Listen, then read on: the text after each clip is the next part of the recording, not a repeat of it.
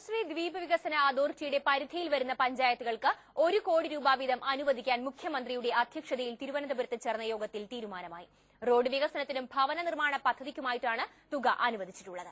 ജിഡയുടെ കീഴിൽ വരുന്ന പള്ളിപ്പുറം, കുഴുപ്പള്ളി, നായരമ്പലം, കടമക്കുടി, എടവനക്കാട്, ഞാറയ്ക്കൽ, എളങ്കുന്നപ്പുഴ, മുളവുകാട് എന്നീ 8 പഞ്ചായത്തുകൾക്കാണ് തുക അനുവദിച്ചിരിക്കുന്നത്.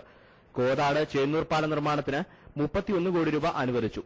ഇതിന്റെ വിശദമായ റിപ്പോർട്ട് തയ്യാറാക്കുന്നതിനും ചെറായി ദേവസ്വം നട നവീകരണ പദ്ധതിയുടെ റിപ്പോർട്ട് തയ്യാറാക്കുന്നതിനും കിറ്റ്കോയെ ചുമതലപ്പെടുത്തി. താന്തോന്നിത്തുരുത്ത് ദ്വീപിനും വല്ലാർപാടം ദ്വീപിനും വേലിയേറ്റം മൂലമുണ്ടാകുന്ന വെള്ളപ്പൊക്കം തടയുന്നതിന് പുറംബണ്ട് നിർമ്മിക്കുന്നതിനും യോഗത്തിൽ തീരുമാനമായി. ഗോശ്രീ ചത്യാത്ത് റോഡിന് 5 കോടി രൂപ അനുവദിച്ചു. മുളവുകാട് ഹെൽത്ത് സെന്ററിൽ കുടിവെള്ളം, മാലിന്യ നിർമ്മാർജ്ജനം, വൈദ്യുതീകരണം തുടങ്ങിയ പദ്ധതികൾക്കും യോഗത്തിൽ അനുമതി നൽകി. കടമക്കുടി പഞ്ചായത്തിൽ കുടിവെള്ള പദ്ധതിക്ക് 16.99 കോടി രൂപയുടെ പുതുക്കിയ എസ്റ്റിമേറ്റിനും അനുമതിയായി. മുഖ്യമന്ത്രി അധ്യക്ഷനായ യോഗത്തിൽ തദ്ദേശ ഭരണവകുപ്പ് മന്ത്രി പാലോളി മുഹമ്മദ് കുട്ടി, ഫിഷറീസ് മന്ത്രി എസ് ശർമ്മ തുടങ്ങിയവർ പങ്കെടുത്തു. മനോരമ ന്യൂസ്, കൊച്ചി.